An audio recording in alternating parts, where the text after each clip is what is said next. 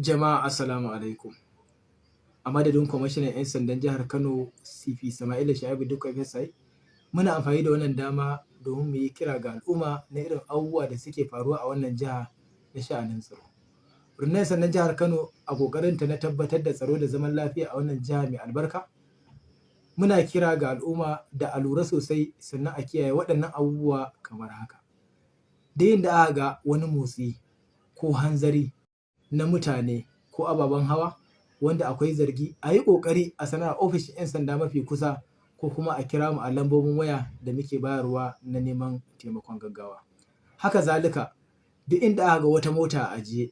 akwati, leda, jaka ko kaya wanda akwai zargi, a yi ƙoƙari a yi nesa da wurin, sannan kuma a sanar da ofishin 'yan sanda da ke kusa ko kuma a kira mu ta lambobin wayar gaggawa da muke bayarwa a kowane lokaci.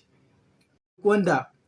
ya rasa wani kaya nasa ko wani abu daga cikin kayan, misali mota ko kuma wata lamba ta mota, to ita ma a yi ƙoƙari a sanar a ofishin 'yan sanda da ke kusa domin ɗaukar matakin da ya kamata. Haka zalika, duk wanda wayarsa ta ɓata ko kuma aka sace, kada a yi ƙasa a gwiwa, a gaggauta kaiwa rahoto ofishin 'yan sanda da ke kusa.